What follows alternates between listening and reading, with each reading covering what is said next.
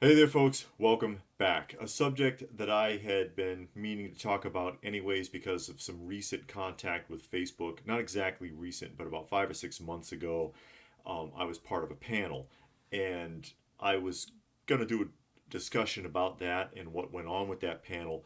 But now this commercial has kind of pushed me over the edge. And a couple of people have actually even contacted me in the comment section and said, "Hey, have you seen this commercial? Can you talk about it?" Because I've been doing a lot with the letters, with the mail I've been getting, kind of subtly threatening me, telling me that, your voting is a matter of public record. If you don't vote, we're going to know about it.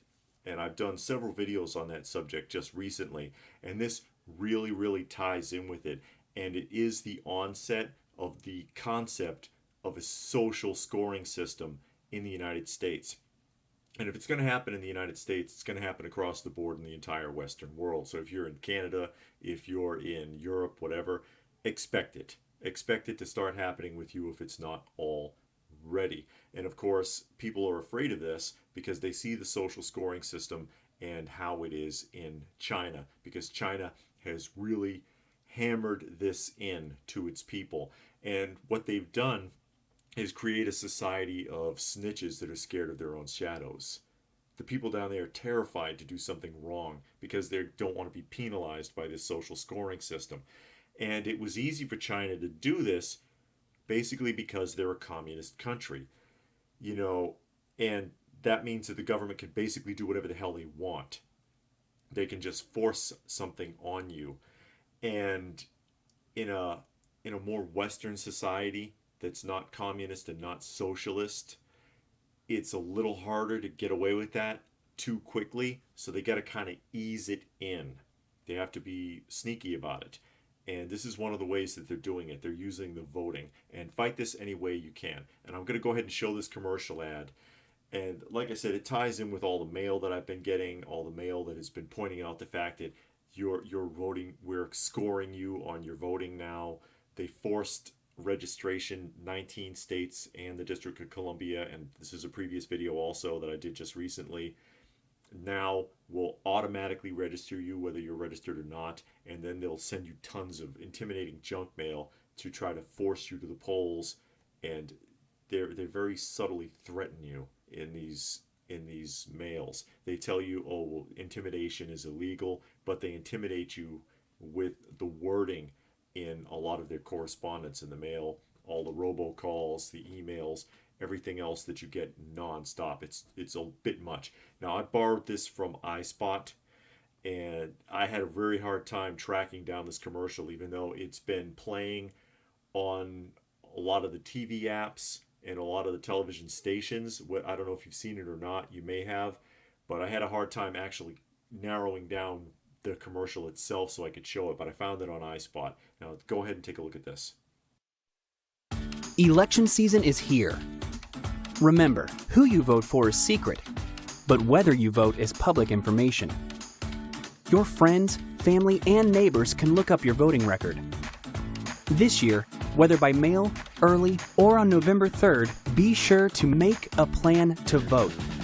And after the election, your voting record will be updated based on your participation on November 3rd. So vote on or by November 3rd. Now, if that's not social intimidation, I don't know what is. So, okay, there's a scoring system now, and there are apps that are tracking this. There are apps that you can download where you can check up on other people to see if they voted or not.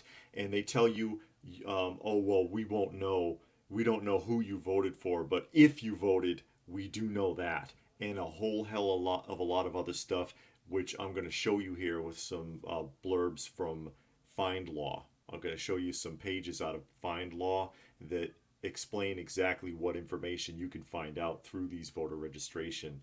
When you look up this information, you can find out a lot about somebody. You can find out about enough about someone to steal their identity. Quite frankly, it's incredible.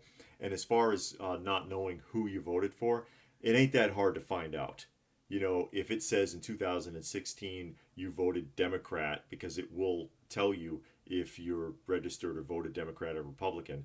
You voted Democrat in 2016 on the state representative or your district's representative race. then you can pretty much find out who that was and who that person voted for. But take a look at this article from the New York Times. It says political science research has shown that people turn out to vote in higher numbers when they think their family and neighbors are observing their civic behavior. The Vote With Me and Outvote apps simply automate that surveillance and social pressure. Automate surveillance and social pressure. Think about those terms. The message is going to be coming from someone that not only knows who you are, but knows that you didn't vote last time, says Mikey Dickerson, the executive director of the New Data Project, who served as chief of the United States Digital Service under President Barack Obama. Big surprise. We are trying to engineer a situation where there is a social expectation that they do vote. Lily Jampol, a diversity and inclusion consultant in San Francisco, oh my God, listen to that title, downloaded the Vote With Me app last Monday. By Tuesday afternoon, she said she had sent dozens of text messages to people in her contacts. That's intimidation. That's intimidation. And they're trying to make it so that it's socially acceptable to intimidate people on that level. And I had mentioned Facebook. I'm going to get to Facebook here in a minute. Here's what I pulled off a fine law. And it says political campaigns typically purchase voting records. Law enforcement may access voting records. And now 2 phone apps make some voting record information available to the general public. And there's Outvote and Vote With Me.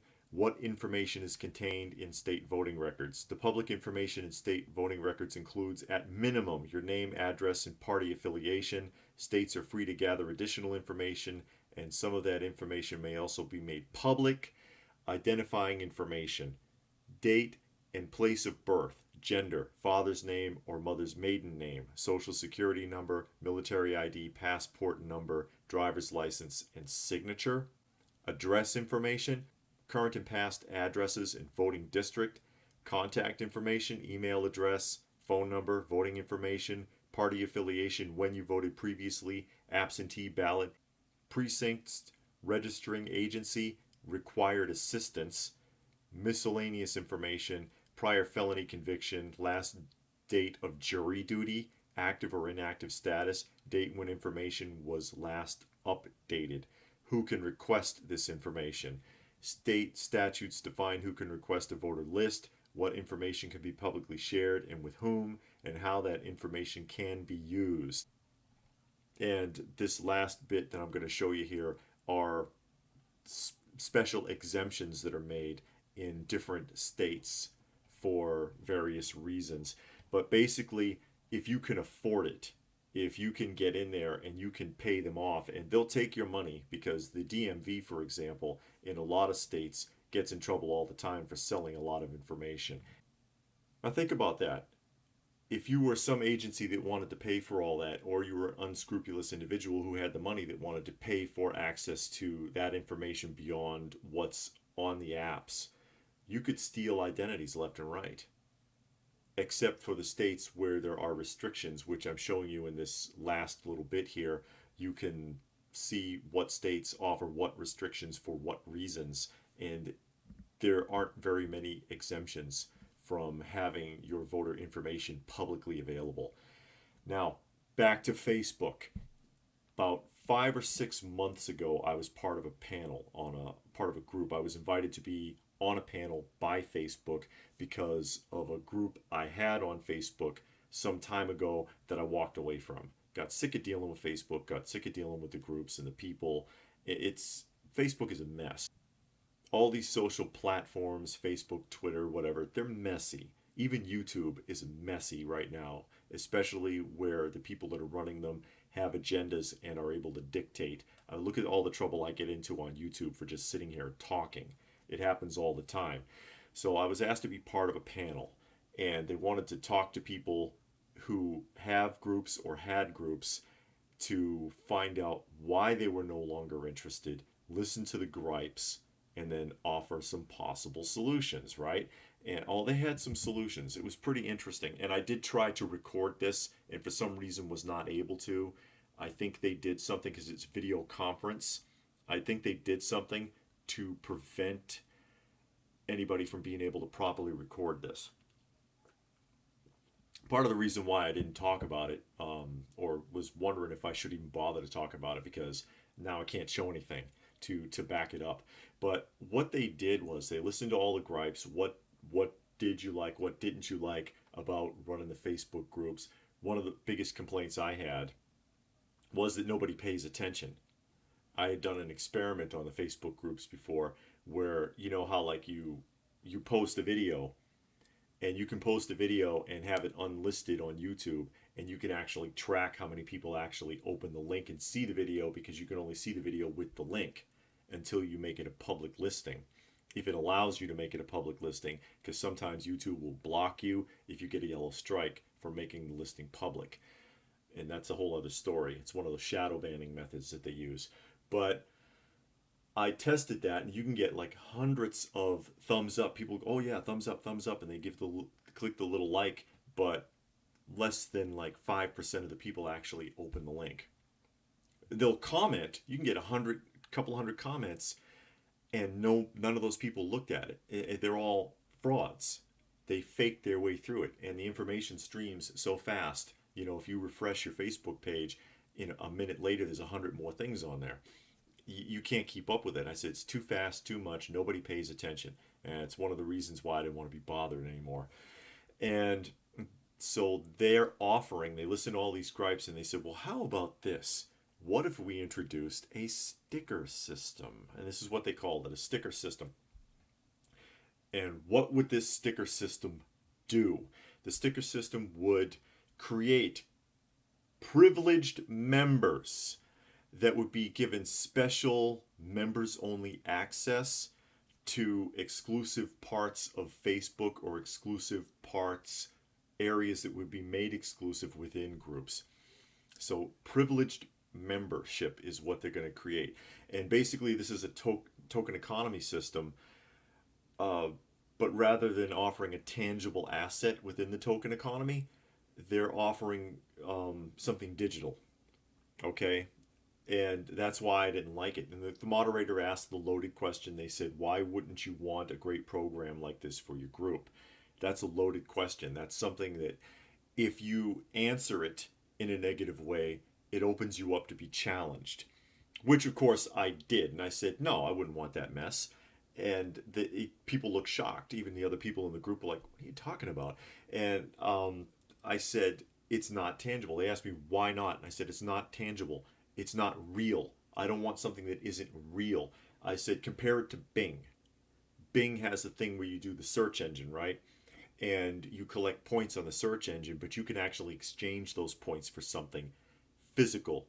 Well, kind of physical. You can exchange it for gift cards, and you can cash those gift cards in for different things. You know, get a gift card for Burger King, get a gift card for Amazon. You get the idea. So you can get something physical, tangible from the exchange. If you're giving me stickers that allows me to go into a special access only area, that isn't real. It's digital. I don't care about that. I don't want that. It's not real.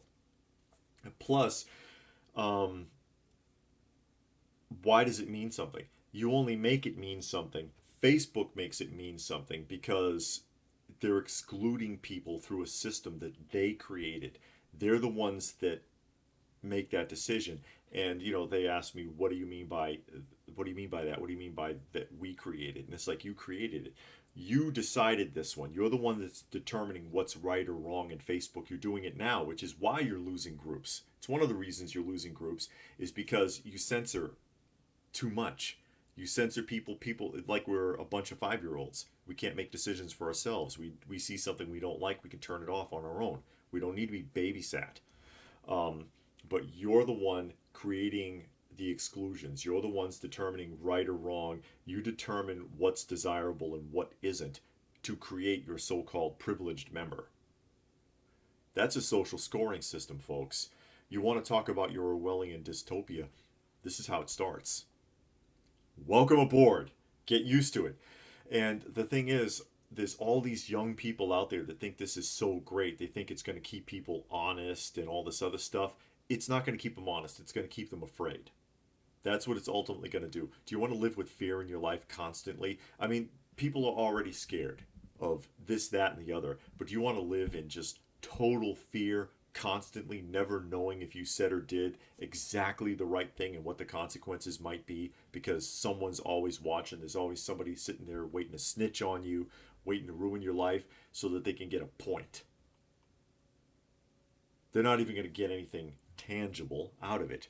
Oh, I scored a point because I ratted on my neighbor. How many times have you seen or heard of somebody getting ratted on by their neighbors through code compliance? I brought this subject up before too. What's code compliance good for? They don't just come around. I know people that work for the city of Atlanta. Code compliance, they sit in their car all day and play on their phone until they get a notification from the office about a complaint that was called in. Then they drive out. They didn't just happen to be cruising through your neighborhood and notice your grass was a half inch too high. One of your neighbors pissed on you. And why'd they do it? Satisfaction of screwing someone over? Maybe they don't like you? Whatever. That's why they do it. And I brought this up with social workers before too. All those complaints about child abuse and stuff like that. Remember, I used to work for the Juvenile Justice Authority. 99% of the complaints are bullshit. It's people trying to get even with someone, or if there was abuse going on, they knew about it for months, years even, and didn't say a thing about it until you pissed them off. Meanwhile, there are people that are really abusing kids that slip through the cracks, or they know somebody. And I've seen that happen. Go back and find my video about the daycare and the poor kid with the second degree burns on the bottom of his feet, and my description of that scenario and how that parent slipped through the cracks. I got a social worker on that immediately, and too bad they walked away from it. The mother knew somebody in that office. But while everybody is crying for socialism because they think they're going to get a handout, this is what's wrong with it. It doesn't work, and the reason it doesn't really work is because you can never really trust the people that are in charge. You can't, because they are people. They always have a personal agenda, and they'll always hurt the people that are beneath them. That's just the way it is, historically speaking. All the way back as far as you can see through history, that is how things turn out. There's always somebody looking to step on somebody's neck, and they always end up in charge. That's why socialism doesn't really work. You can never really trust who's in charge. You can't trust who's in charge in government as it is, but under those types of systems, there's even less restrictions to deal with. And the people on the bottom are always the ones getting crushed. But they scream for it because they think they're going to get a handout. That handout gets smaller and smaller as time wears on. And then by the time you figure out what's up, it's too late. Seriously, ask anybody who grew up under one of those systems in a foreign country how great it actually is, instead of listening to the spiel from the media. But folks, this is how it works. Don't get fooled. Don't give in to this. Fight it for as long as you can, as hard as you can, because it will only continue to get worse, especially in our modern technology age. What more can I say? I think that about sums it up. I've gone on long enough. Any comments on that subject, please feel free to post them in the comments section down below. Please do give the video a thumbs up. Share it if you can. Probably the only way it's going to get seen. ScrewTube messes with my videos a lot. It keeps me from putting videos out. I was going to do another video on shadow banning because they got a couple of new things, a couple of new tricks that they've been pulling on me recently that I'd like to talk about. So again, sharing it's probably the only way this is going to get seen, and it's an important message, I think. This is a really ugly direction that we're going in, and technology is bringing us there. If you wanted to help the channel out, there are links for that down below. Every little bit helps, and I sure do appreciate it. And what more can I say but stay frosty, folks, and thanks for watching.